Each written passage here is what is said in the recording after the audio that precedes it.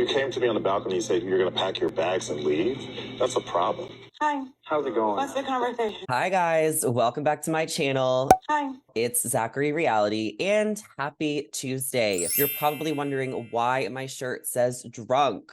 It actually says drunk AF. Drunk AF.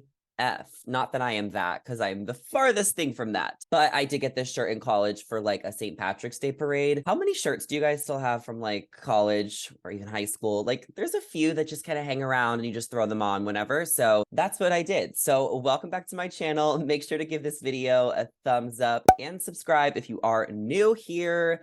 Today is Tuesday, so we are going to be chatting about last night's episode of Claim to Fame and The Bachelorette, because Brayden is gone. You apologize to John, bro. You apologize to John. He was gone, he came back, and then he left again. And he left on his own terms. So let's chat about that. But first, we're going to talk about Claim to Fame for a second, because Shayne was eliminated. So if you guys are not watching Claim to Fame this season, let me know why in the comments down below, because it is getting so good. I have just gotten to the point where I'm like, whoa, I'm obsessed. It's giving me traitors. Like, I like how it is a bunch of people doing challenges and strategizing and making alliances and turning on each other. It's getting good. I'm really, really into it. And then the big update, major update, y'all know what I'm going to say, is that they're switching the time slots. So Claim to Fame, which was originally from 8 to 9, is now going to be from 10 to 11. And The Bachelorette, which was originally from 9 to 11, is now going to be 8 to 9. I wonder why they did that.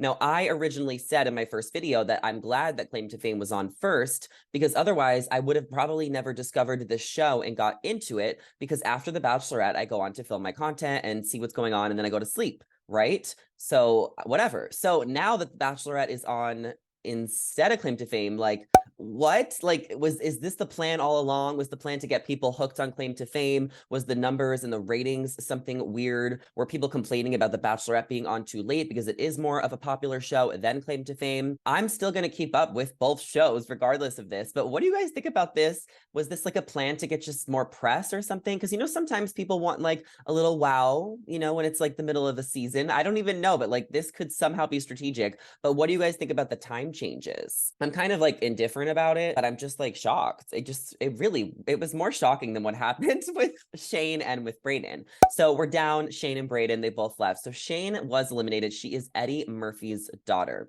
Icon.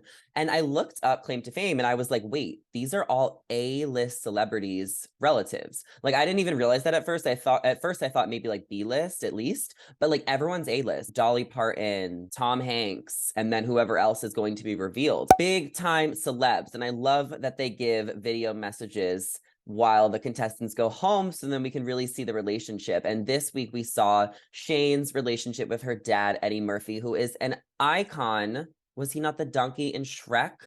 Icon. So Shayne was blindsided, kind of. You know, Cole, he was in the bottom 2 with Hugo. So the challenge was that everybody was blindfolded and they had to kind of feel metal things, and whoever got the most points won. And there was like new teams, but Hugo and Cole were in the bottom 2. And a lot of people were trying to figure out who they wanted to put up to be the guesser. I thought it was going to be Hugo, because I felt like Hugo has been the talk of the town. I feel like a lot of people want him out. Do they? Carson was freaking out all episode. She was like, no, it's going to be me. I'm going to be devastated. Like, Carson, like, calm down. Oh my God. The suspense was like killing me, because like Carson was just freaking out for so long. But Chris, he is running this show. And I think because his edit is so like large, he's not going to win the show, because I've always thought that in competition shows, the winner kind of sneaks up on you. Chris, when he goes home, I think next week or the week after, because now his like ego's getting too big. He's running the house. He is the whole show. That's kind of when they want to crash. It's like the climax mid-season. So I kind of predict Chris will go home next week or the week after. But Shayne went home because everybody voted for Cole to be the guesser. And he was going to guess Carson relative, because Carson is really not in an alliance with him, but he wanted to make sure he was 100% sure, and he knew that Shayne's dad was Eddie Murphy. It seemed like a lot of people in the house knew, so he wanted to do the safe bet. And he turned on his friend, he turned on his cuddle buddy, he turned on his alliance, he turned on the girl that he might have had a crush on. Was she playing him like a fiddle, or did they have chemistry? What do you guys think? Let me know. I don't blame him. It's a game. There's like, what, 8 people left? 9 people. There was 9. Now there's 8. Someone needs to win. Did you come to this game to play to win, or did you come to make friends? Or did you come thinking you wanted to win, but then you got really close with people and you couldn't turn on them? It depends on what everybody wants from the experience. We saw last week that Jane, she couldn't lie to people anymore. She couldn't keep up the act of pretending to be Jane when she was really Jada. And she talked about it on my channel and on my podcast. If you guys listened last week, why did you pick Chris to guess? And then why did you think he was related to Elvis? Here we go. I had thought Monet had chosen mine. And I didn't realize that part of that clue that scared me was not very well known to people that weren't hardcore Dolly fans. So she couldn't go through with it. It takes a very specific type of person to win a game like this. You have to be okay with lying, cheating, manipulating, and turning on your friends. And there's really nothing wrong with that when you sign up for a game. If you're doing that in real life, probably don't want to be around you. But if it's a game, you got to do what you got to do. And I am Team Cole all the way, because I play to win when I play games. Some people play for fun. I play to win. I'm competitive. So Shayne was eliminated. And I mean, it's sad. Monet lost her best friend. They were like inseparable, but it was time for Shayne to go. I think that she was a threat to a lot of people, but ultimately it was Cole's decision since he was the guesser, and I think he made the right one. Okay, now moving on to the Bachelorette. I started the show about 30 minutes late last night because I went to the Barbie premiere. I went to a Barbie screening. TikTok invited me, and it was so much fun to see the movie. I just saw it last night on Monday, and then when I came back, it was like 9:30, but the movie comes out on Friday, so I think everybody should see it. And I will also be giving a Barbie screening YouTube video. I'm going to recap the movie for you guys on my channel in the next day or two, so definitely stay tuned because I'm going to spill all the tea before the movie comes out and let you know exactly what you need to expect. But I was able to get a screener for Claim to Fame since I've been able to do a couple interviews with some contestants. So I watched Claim to Fame earlier in the day, and then I came home, picked up The Bachelorette, and it was like 9:30, 9:35. And this was the time when Charity was bringing Brayden aside, and then he sent himself home. So I was so confused what the context was and all the buildup leading up to it. So I went back on Hulu and watched the first like 30, 40 minutes this morning so I can like figure out what was going on. But my mind was blown when I walked in and I was like, oh my God, more Brayden drama. Like, what I miss? What's going on? And then he sent himself home. It is, bro. I don't want to be here with you. What? I was shocked because I didn't know the buildup. So I was like, wait, why did he send himself home? Charity, you were supposed to come to your senses and send him home. But Brayden, Mr. Talker, talk, he kept on telling all the other guys how he felt. There was the one scene, I think he was talking to Xavier, and he was like venting about Aaron B. And he was like saying like how he just was being realistic about the process. And he was like, whatever he was saying, he was just like, it seemed like he didn't know that there was a camera on him or something. I don't know. But he was just going around like saying that he did not think he was going to be able to get engaged at the end of this. During the Girl Scouts dates, he was like, I just want to be content. He got jealous with Charity dating other guys. So he ultimately pulled himself out of the competition.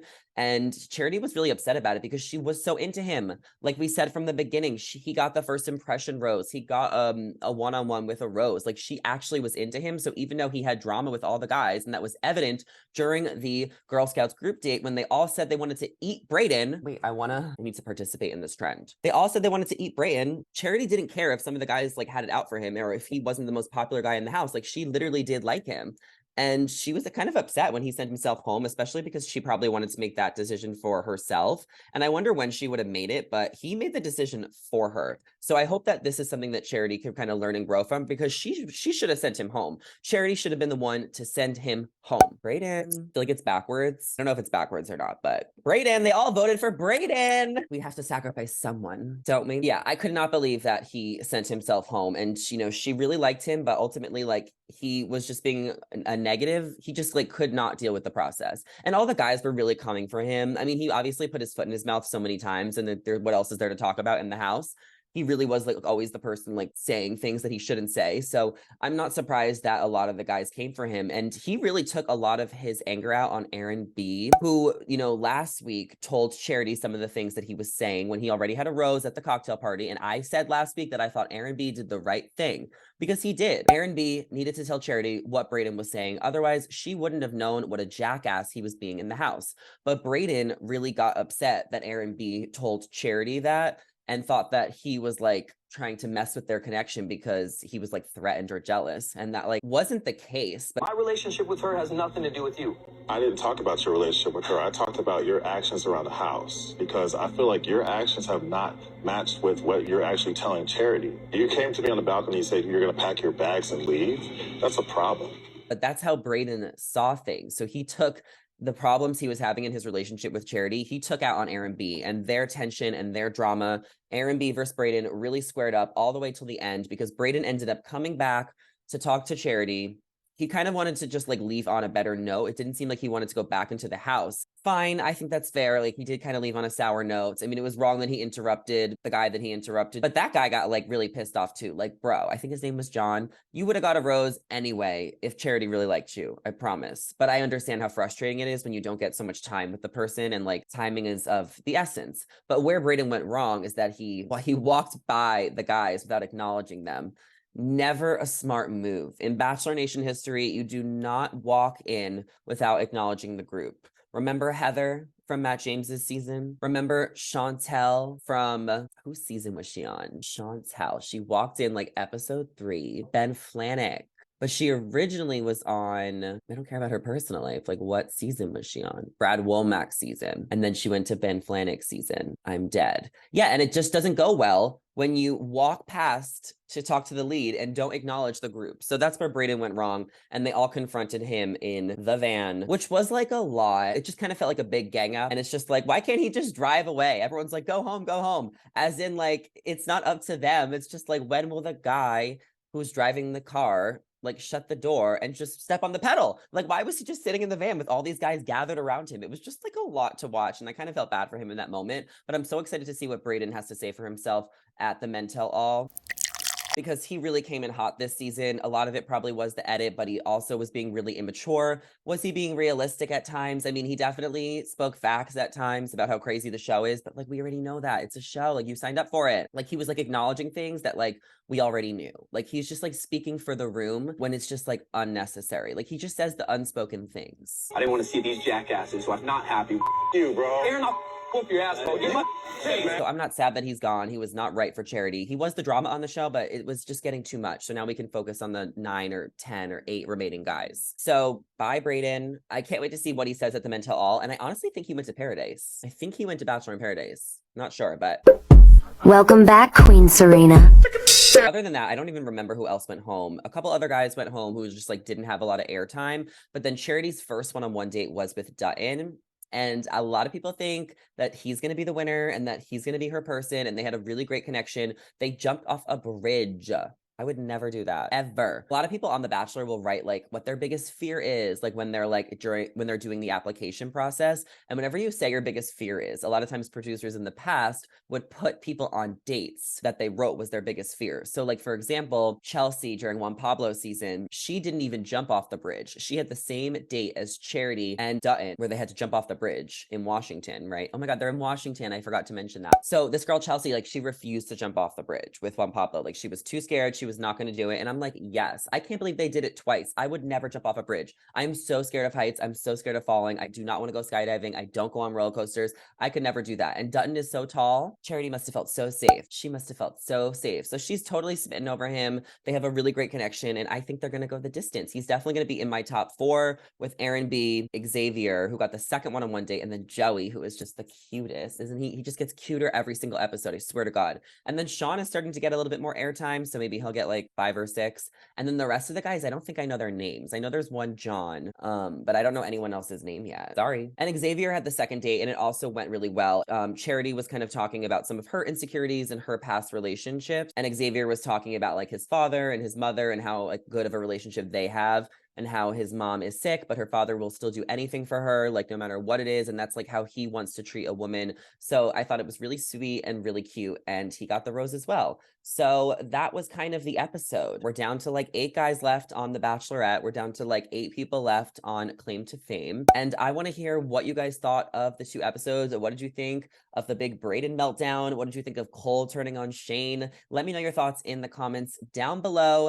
And be sure to give this video a thumbs up and subscribe. And tomorrow I am going to be dropping my interview with Bachelor Nation's Haley Mills. Just hoping to go back a 3rd time and get sent home. again. So I could be Oh. the first one to be sent home without a rose 3 times in a row. So stay tuned for that. I'm going to drop it right in the morning. We also have the Barbie review coming the next day as well. So 2 more really exciting videos dropping this week. And then maybe if something pops up, we'll post another. All right, I'll see you guys in the next one. Bye.